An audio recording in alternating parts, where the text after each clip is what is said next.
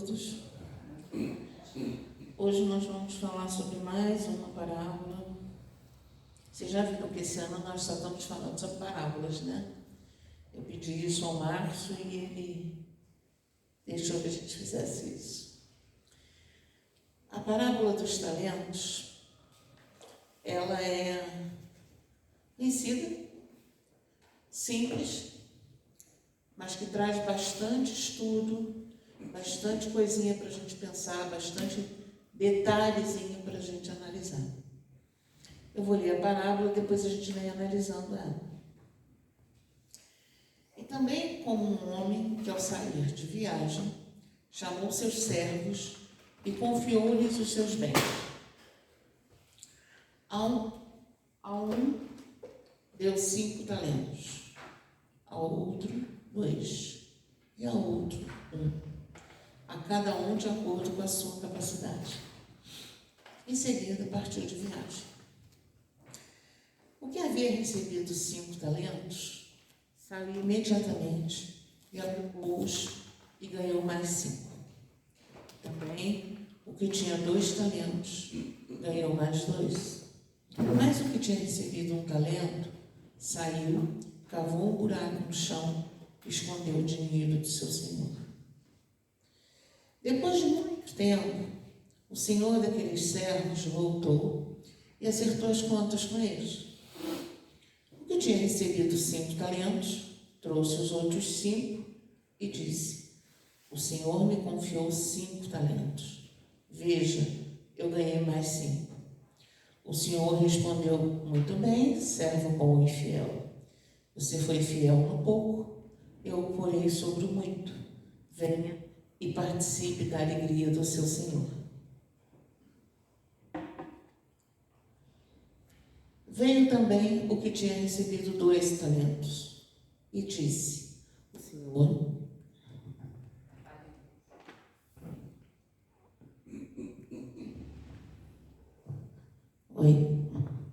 O senhor me confiou 2 talentos. Veja, eu ganhei mais 2. O senhor respondeu: muito bem, servo bom e fiel.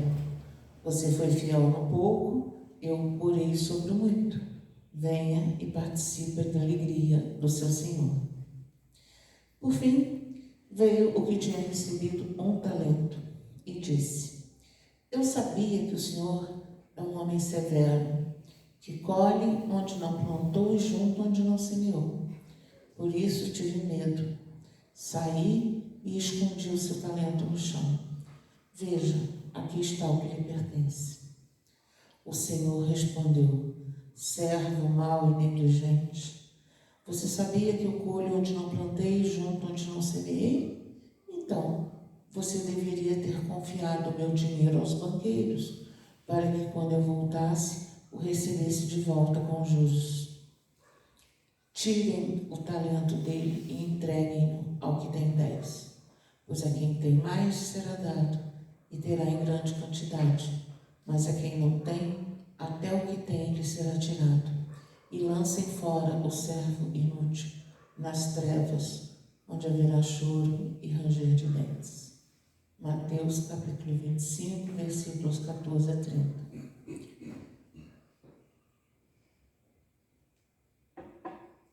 Essa parte final ela é bem interessante, a gente vai destrinchar bastante ela, mas vamos começar lá do começo. O senhor daqui dos talentos simboliza Deus. Deus é o senhor de todas as coisas. Os 3 servos simbolizam toda a humanidade, a qual abriga pessoas diligentes e pessoas negligentes. Deus nos trata de forma equivalente. Ele nos criou todos simples e ignorantes. Porém, como todos temos diferentes possibilidades e habilidades, os empréstimos de recursos para administrarmos serão de acordo com as nossas capacidades individuais. Porque não seria justo recebermos mais do que temos capacidade de administrar. Aqui a gente já pode analisar o seguinte: eu não tenho vocação para ser médica.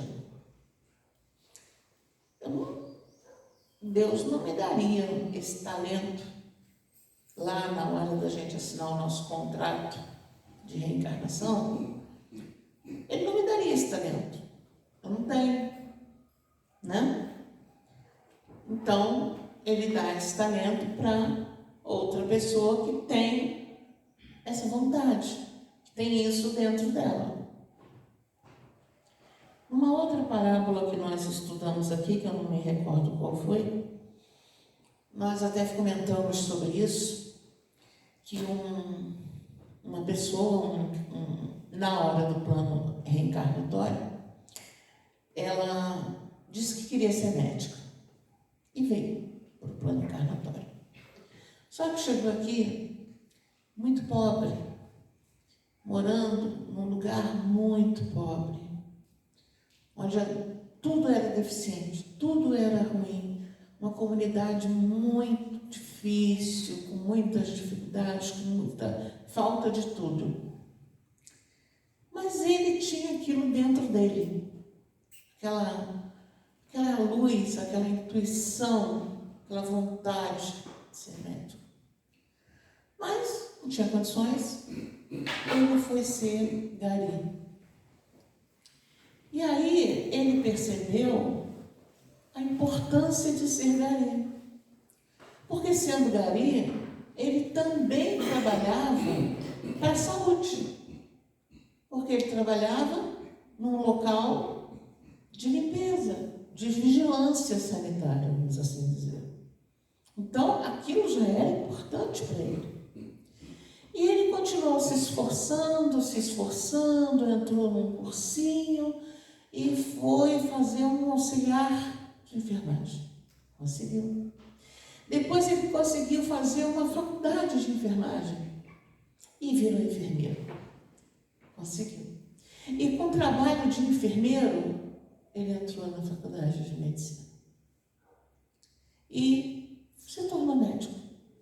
Com toda a dificuldade que ele tinha quando nasceu naquela comunidade pobre, naquela comunidade onde a marginalidade, o sofrimento, a falta de tudo que é básico, ele conseguiu ser médico.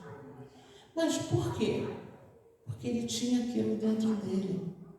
Então, todos nós encarnamos com o nosso talento dentro de nós. Basta que a gente descubra que talento é esse. E aí, mais à frente, a gente vai desvendar que, além de descobrir o que a gente tem que fazer para conseguir. Seguindo, os talentos simbolizam todos os recursos que recebemos de Deus para evoluir. Todos. Você vê esse rapaz que eu acabei de dar o exemplo. Ele primeiro teve o recurso de trabalhar como vigilância sanitária, vamos assim dizer, né? Porque a limpeza da rua é fundamental para a saúde de todos. E aí ele foi evoluindo. Por exemplo, ao reencarnarmos, trazemos uma quantidade X de inteligência para ser usada em benefício próprio e em favor da coletividade. Essa inteligência não é para ser utilizada no desvio de dinheiro público em esquemas de corrupção.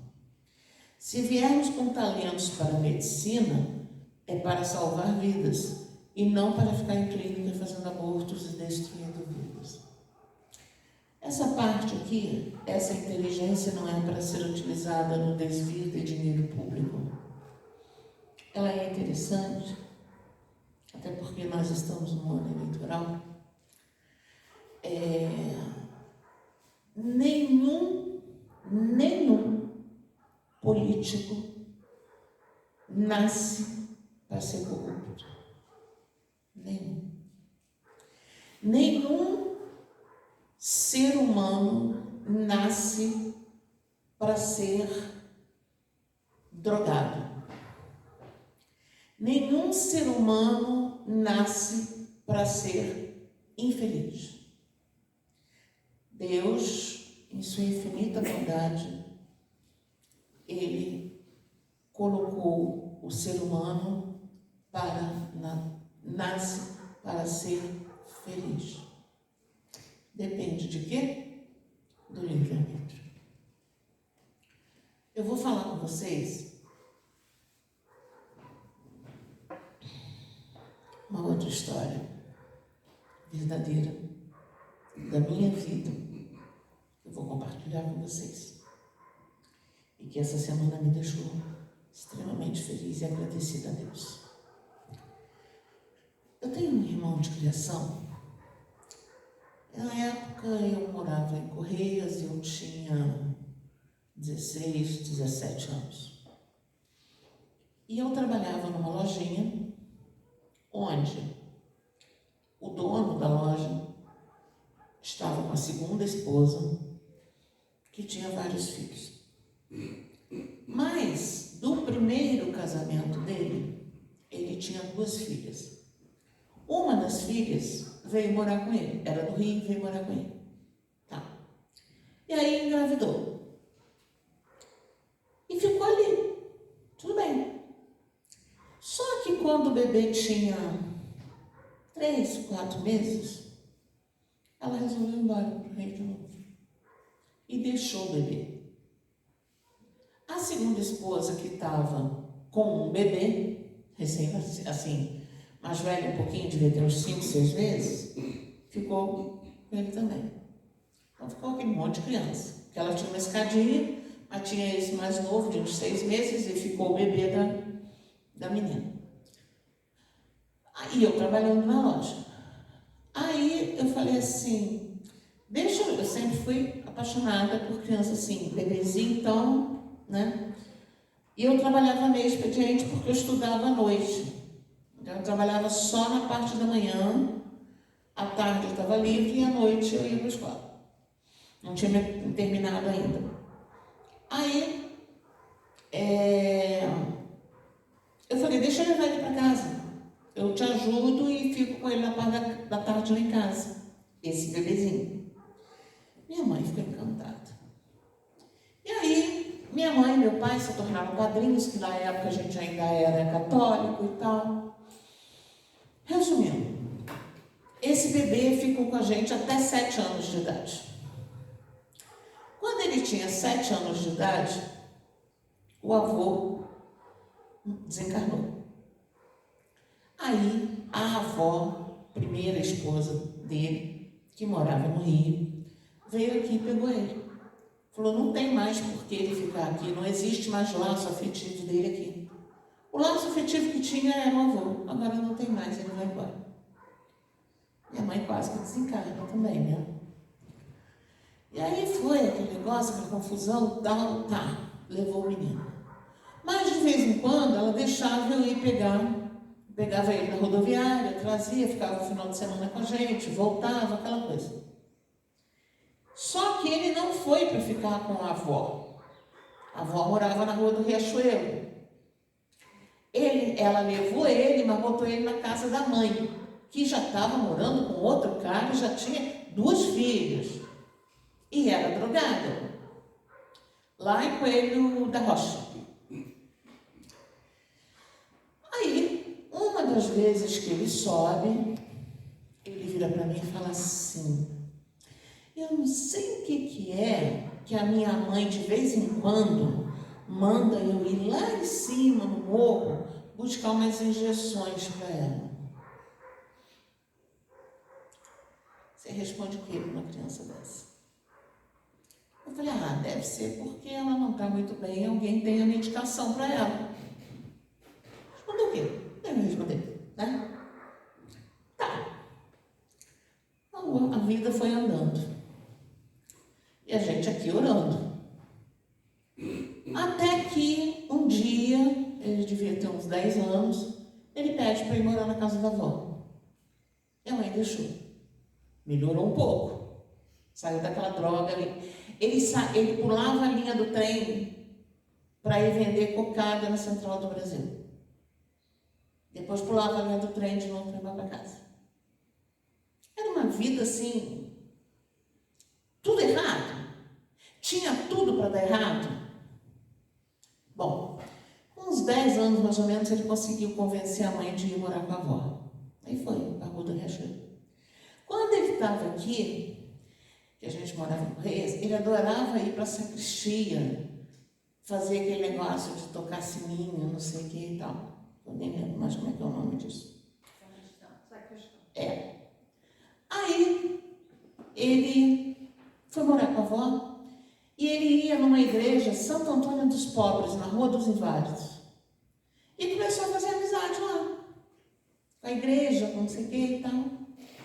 E ali ele teve o primeiro emprego dele, de carteira assinada, menor aprendiz, que é o que chama hoje, na época nem sei o que chamava. Mas ali ele começou a ter o primeiro emprego dele. E ali também, através de um padre muito amigo e de uma senhora que trabalhava lá, que depois até foi ser madrinha de crisma dele, ele entrou no curso de teologia. E foi para o convento de São Bento. E foi, e virou padre. Bom, teve lá a consagração, né, que fala lá de padre e tal. E foi mandado para um lugar pequeno, chamado Várzea da Conceição, no interior do Ceará. Isso tem 7 anos.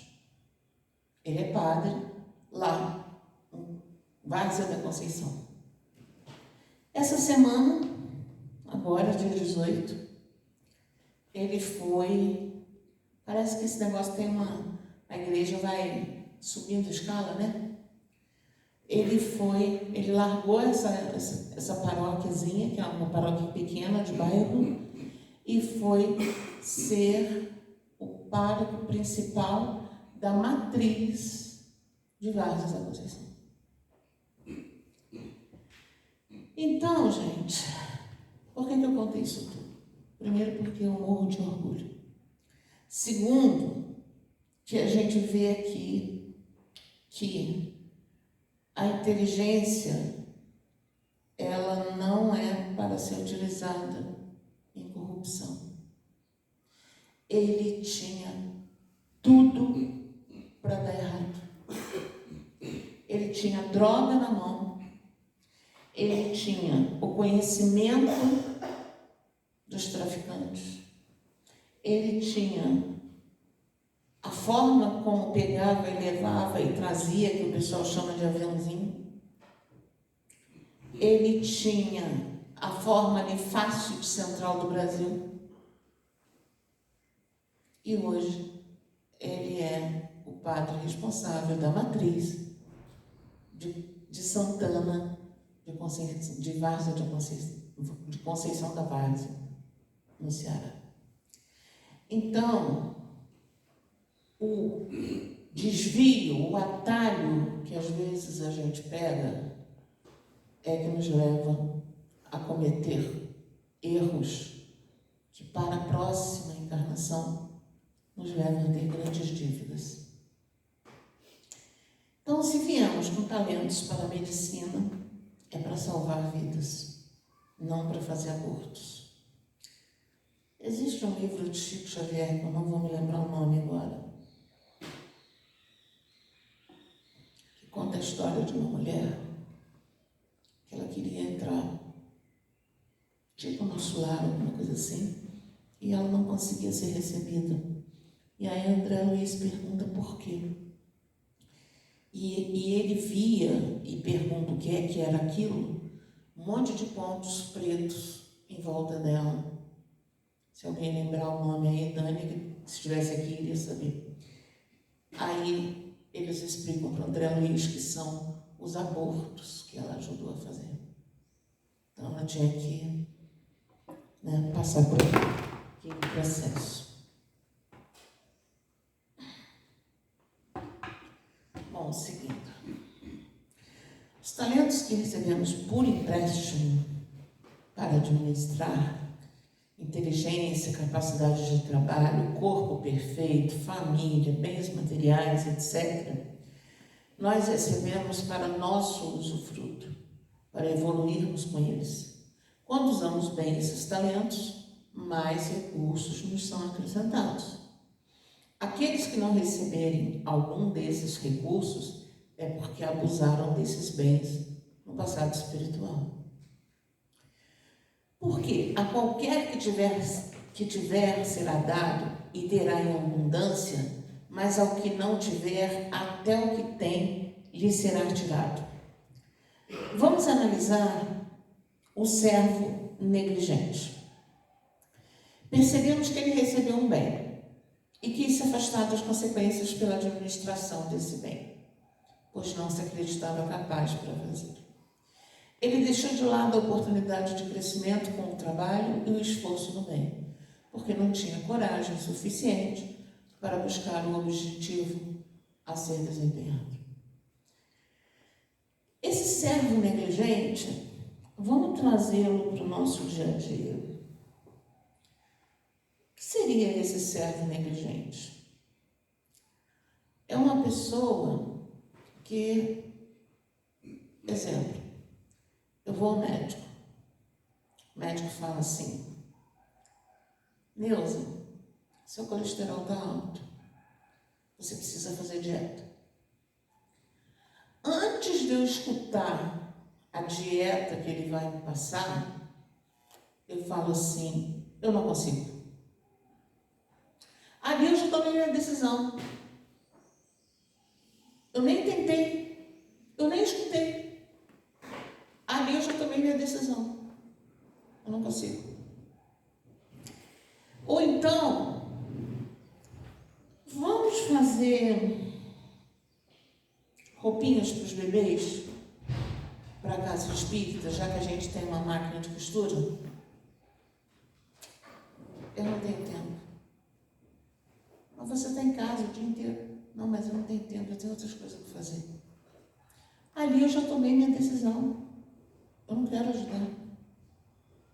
Eu nem pensei. Bom, peraí, deixa eu ver. Segunda-feira eu tenho fisioterapia, terça-feira eu tenho não sei o quê, quinta eu tenho fisioterapia de novo, a quarta está livre. A quarta dá para a gente fazer. Não, eu não pensei. Eu já disse, não, eu não tenho tempo. Então ali a minha decisão está tomada. Então, quando a gente deixa de lado a oportunidade de crescimento, principalmente com o trabalho e o esforço do bem, porque não tem coragem suficiente para buscar um objetivo a ser desempenhado. Porque também, gente, existe uma diferença muito grande, e isso acontece muito em todos os lugares, e aqui não é diferente. Aqui que eu digo é no espiritismo, não é na Umbanda.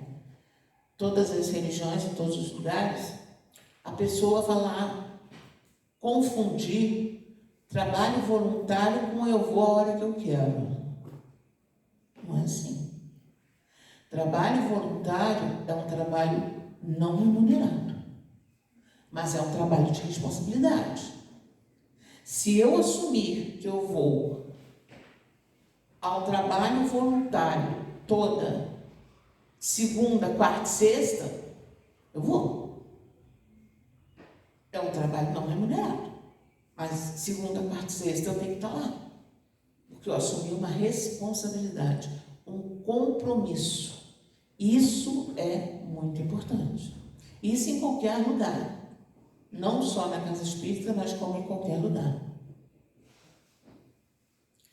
O seu foco principal está no problema e na suposta incapacidade de resolvê-lo.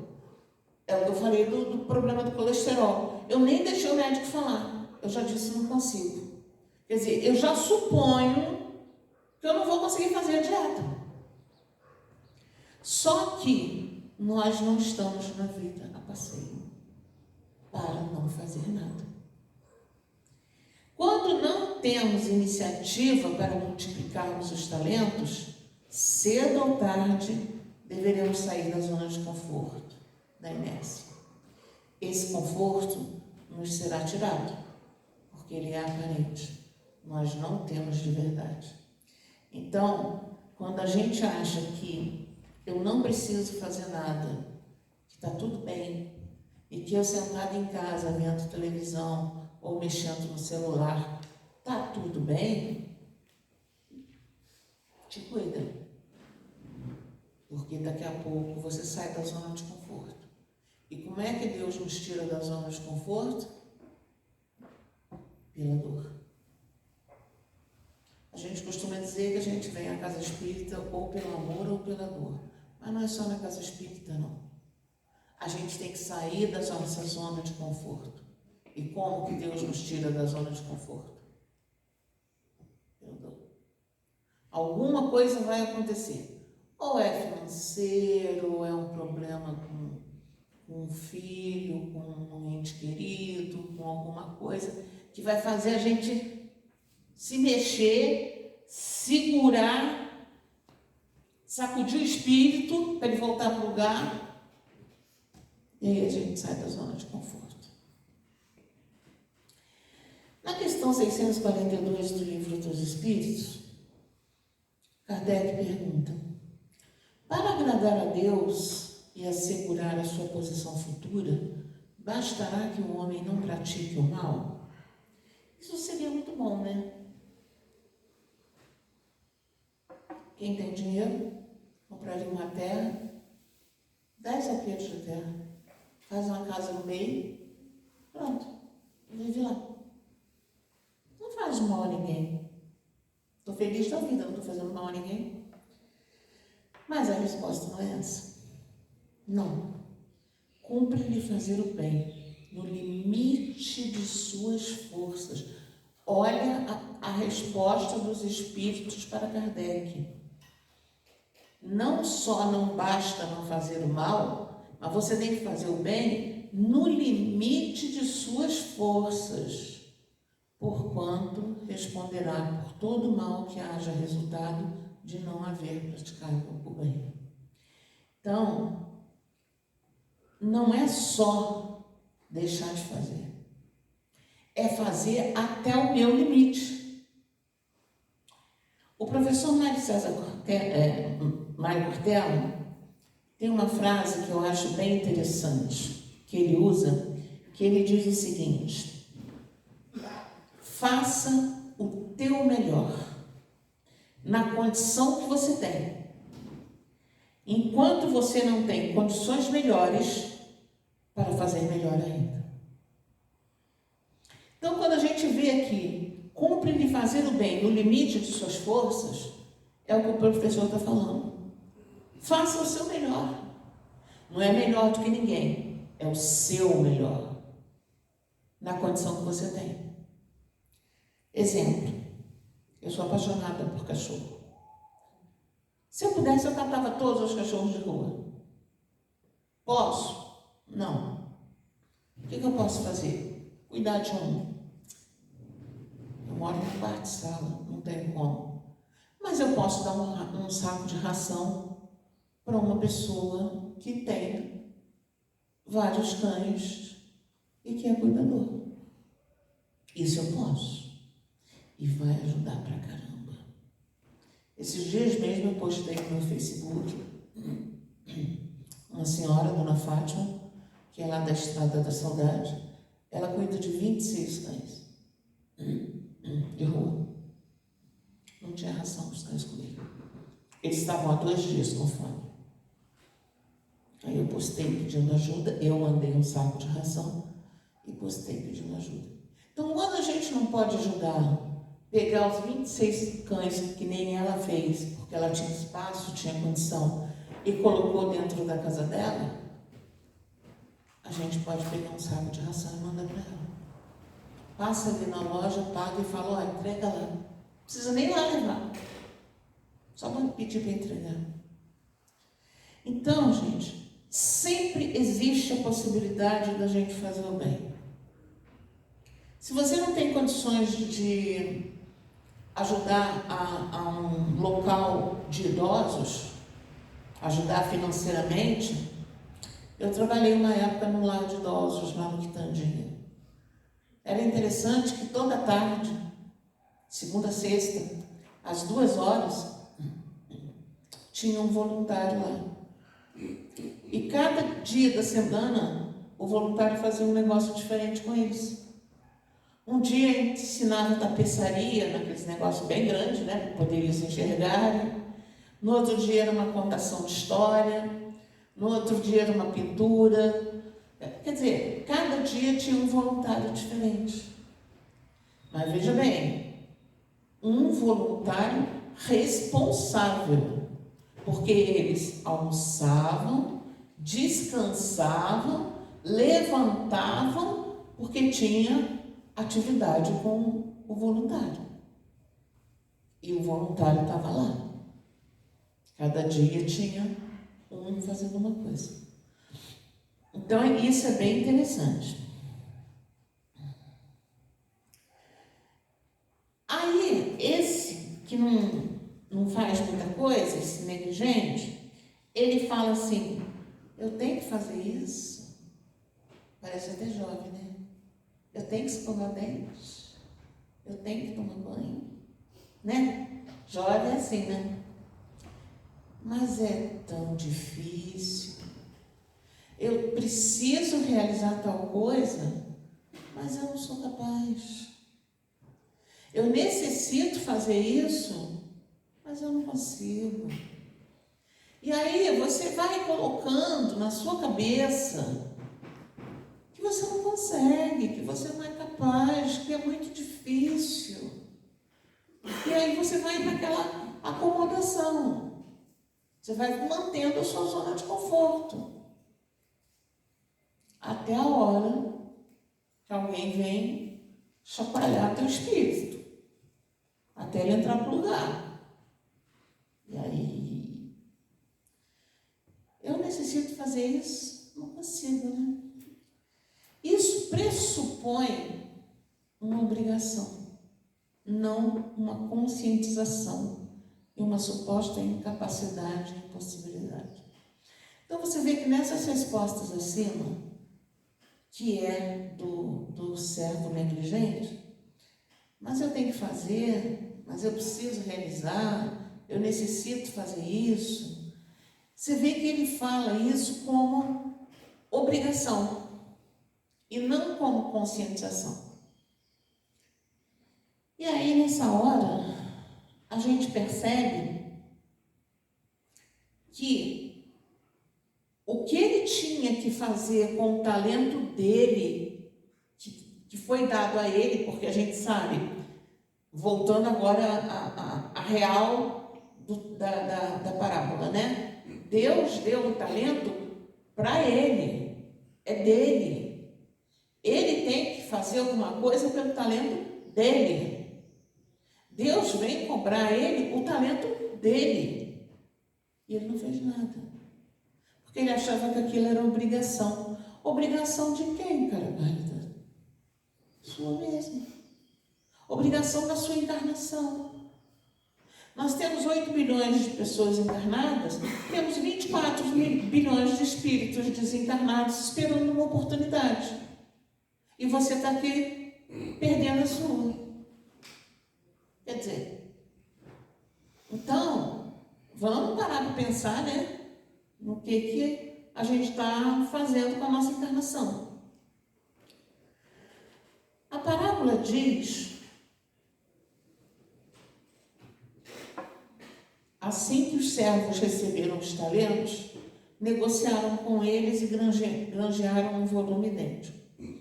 Percebemos que eles não titubearam como servo negligente. Determinaram para si mesmos um objetivo. E sem parar, e sem pensar no trabalho que daria para realizá-lo, foram a campo para conseguir o intento. Eles focam a solução do problema e não medem esforços para realizá-lo. São pessoas cheias de entusiasmo, nas quais se manifesta o divino.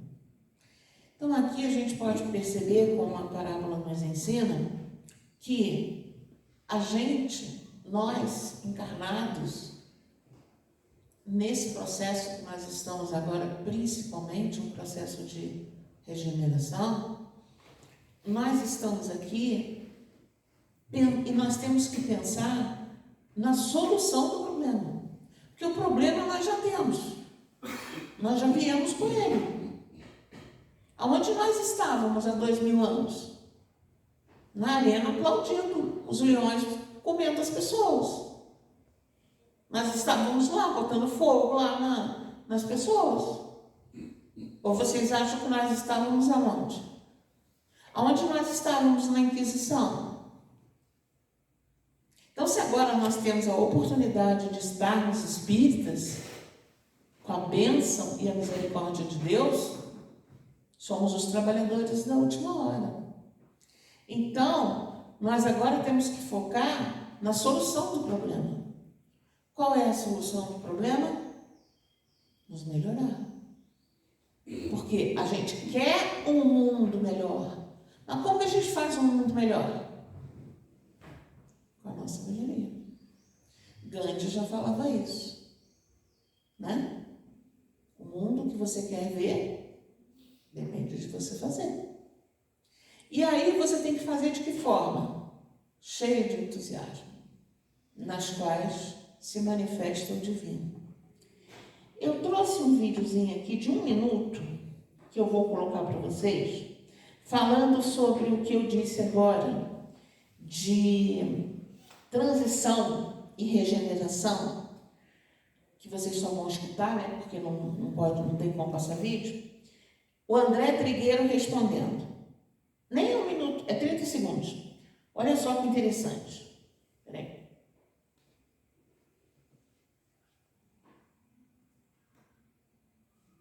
É uma entrevista.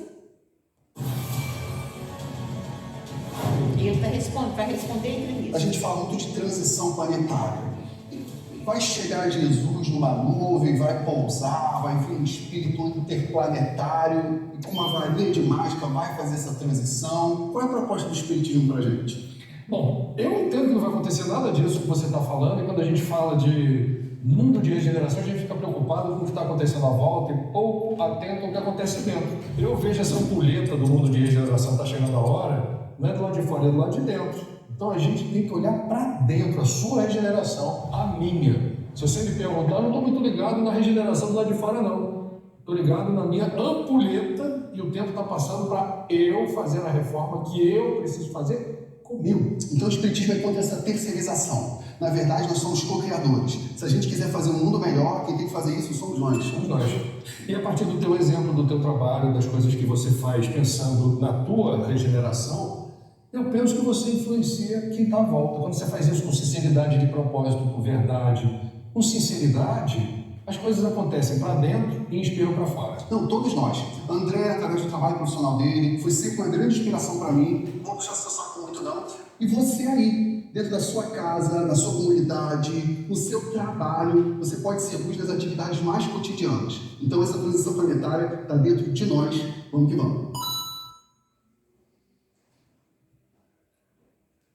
Então, gente, focar a solução do problema. Não medir esforços para realizá-lo. São pessoas com entusiasmo nas quais se manifesta o divino. Cumpre-se, então, aquilo que Jesus diz, porque a qualquer que tiver será dado e terá em abundância. Pois quanto mais motivadas as pessoas, mais resultados positivos elas alcançam. O que aumenta nelas ainda mais a motivação e o entusiasmo, em um círculo virtuoso. Quanto mais tem, mais terão em abundância. Para elas o jugo é suave e o fardo é leve, porque estão mergulhados na sua essência, distribuindo-se plenamente. Esse trecho aqui me fez lembrar, vocês já perceberam, isso acontece muito na nossa vida, assim, no dia a dia, né? Vocês já perceberam que às vezes a gente fala assim, um problema nunca vem sozinho. Quando vem um atrás do outro. Não é? Por quê que isso acontece?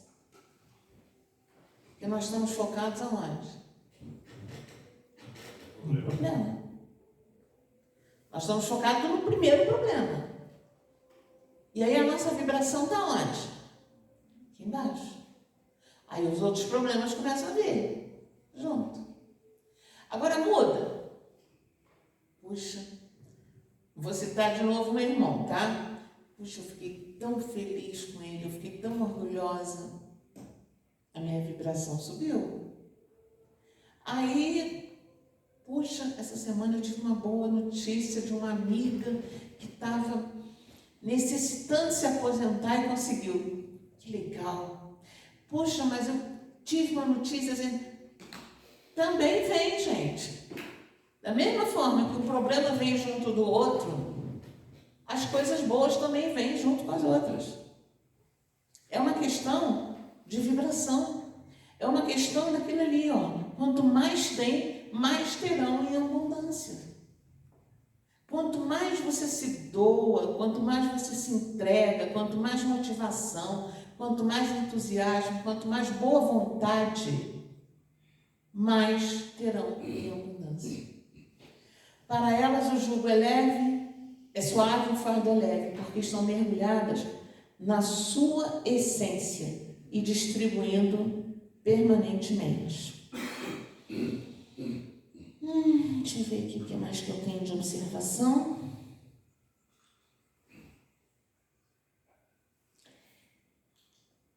Eu tenho uma historinha aqui, que eu gosto muito dela, que dá tempo ainda de eu contar, que fala desse servo negligente. Aliás, até a Débora levantou ela também esses dias. É a historinha da vaquinha. Possivelmente muitas pessoas já devem conhecer. Tinha uma família que morava assim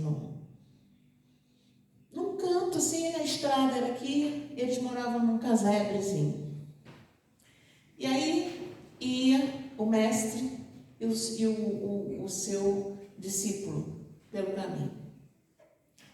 Aí o discípulo falou assim: nossa, mestre, que família humilde, né? Só tem aquela casinha. Aí o mestre foi lá, conversou com eles e tal, perguntou o que eles tinham. Aí ele falou: nós temos essa vaquinha, que todo dia a gente tira leite, faz queijo, vai lá na cidade, vende o leite, vende o queijo e volta para casa. Pai, mãe e 2 filhos. Aí, tá bom, o mestre acabou de conversar e voltou. Quando o mestre voltou, a vaquinha estava ali pastando, né? Aí o mestre falou para os discípulos assim: joga a vaca na pirambeira. Hã? Como assim? Joga a vaca na pirambeira.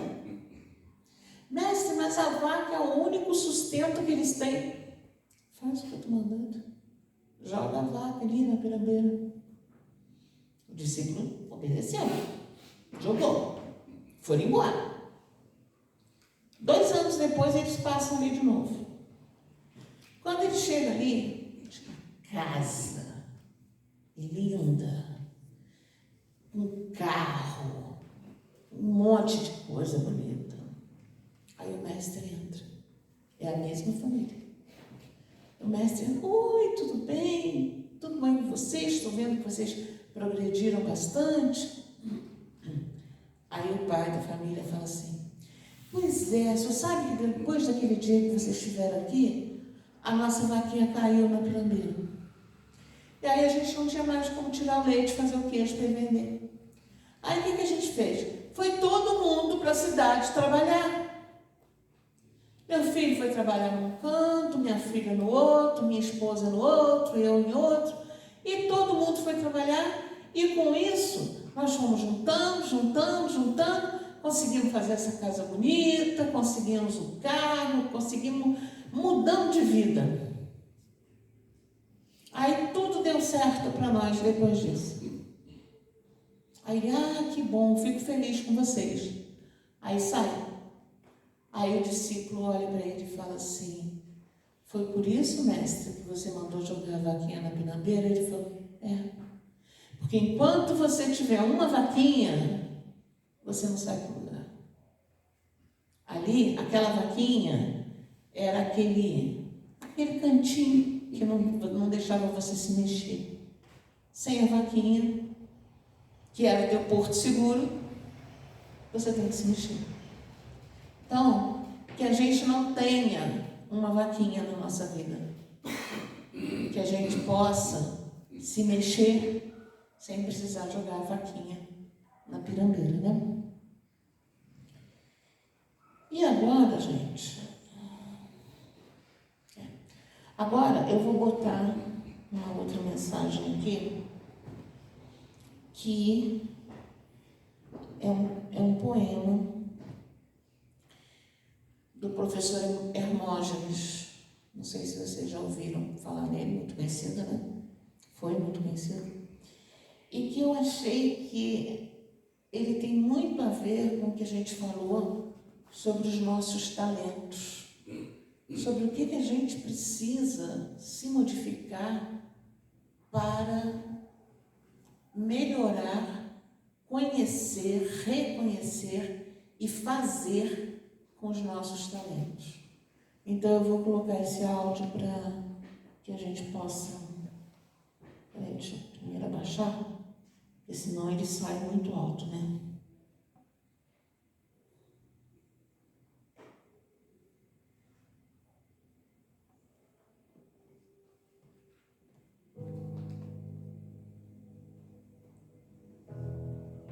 Se ao final desta existência alguma ansiedade me restar... Você sabia que o hortelã é essencial para ajudar a gente a diminuir a produção de gases no nosso intestino, mas não são... Não é o hortelã. É o professor falando. É que eu encostei a mão no lugar errado, que eu queria botar aqui para vocês acompanharem.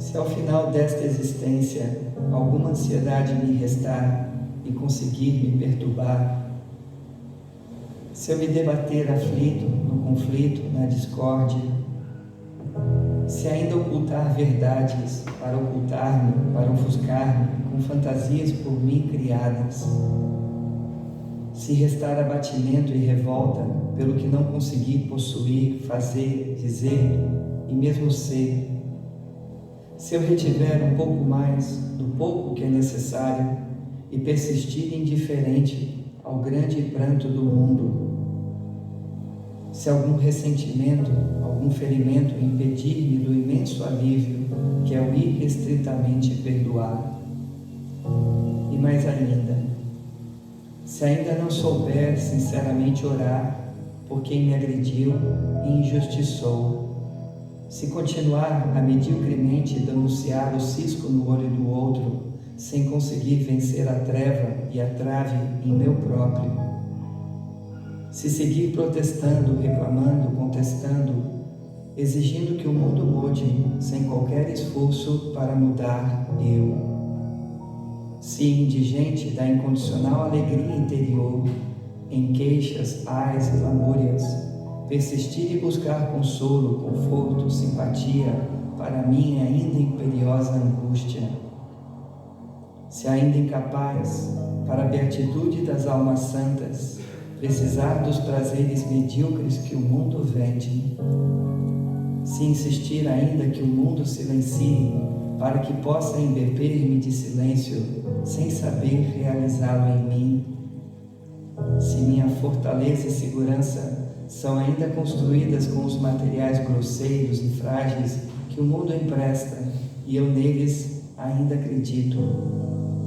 se imprudente e cegamente continuar desejando adquirir, multiplicar e reter valores, coisas, pessoas, posições, ideologias, na ânsia de ser feliz, se ainda presa do grande embuste, insistir e persistir iludido com a importância que me dou, se ao fim dos meus dias continuar sem escutar, sem entender, sem atender, sem realizar o Cristo que dentro de mim eu sou, terei me perdido na multidão abortada dos perdulários dos divinos talentos, os talentos que a vida a todos confia, e serei um fraco a mais, um traidor da própria vida, que investe em mim, que de mim espera e que se vê frustrada diante de meu fim. Se tudo isso acontecer, terei parasitado a vida e inutilmente ocupado o tempo e o espaço de Deus. Terei meramente sido vencido pelo fim, sem ter atingido a meta.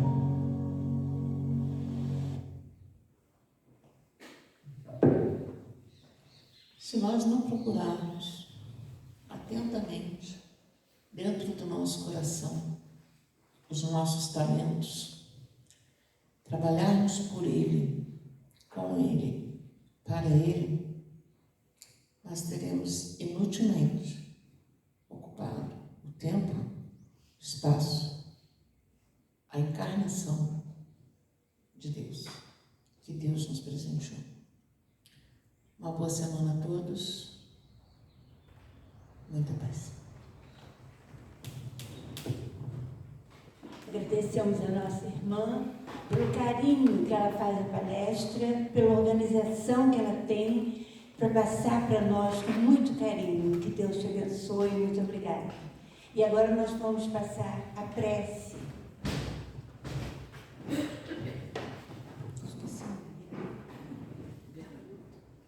Vera.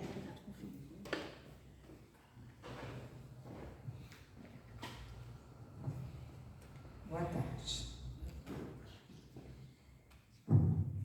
Queríamos agradecer nesse momento a oportunidade de estarmos aqui, aprendendo sempre mais.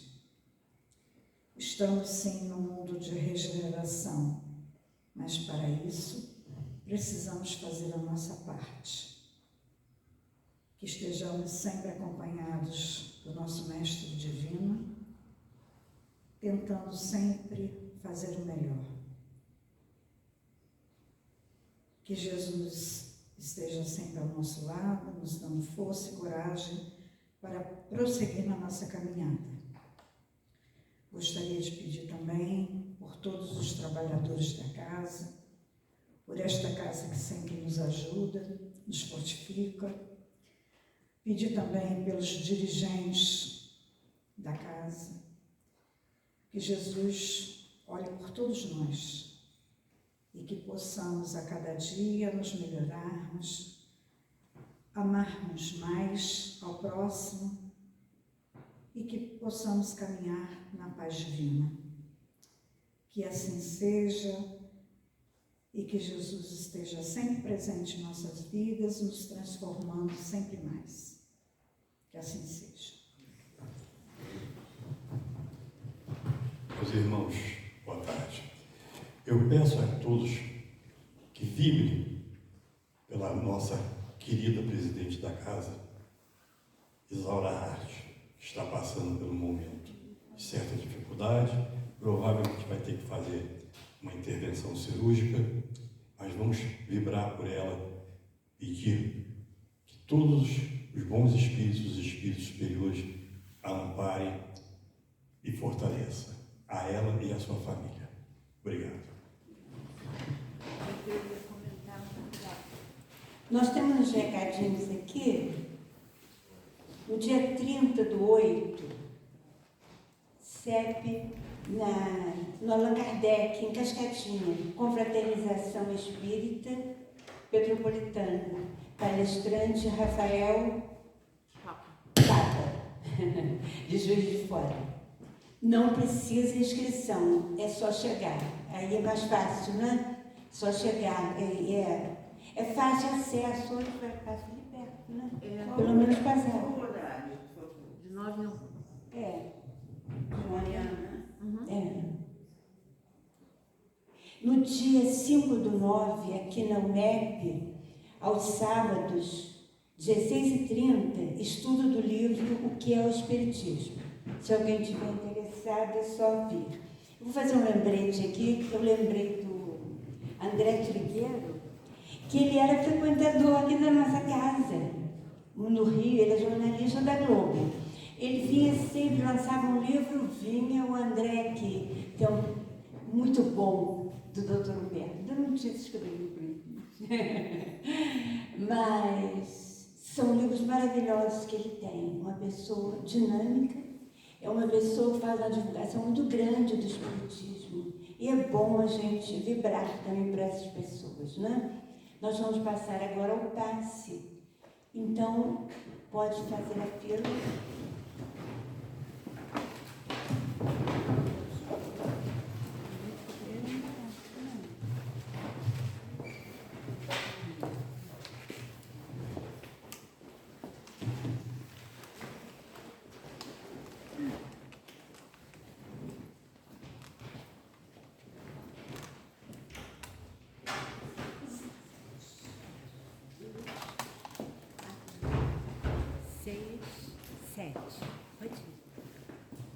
Pode vir mais. Você espera, filha?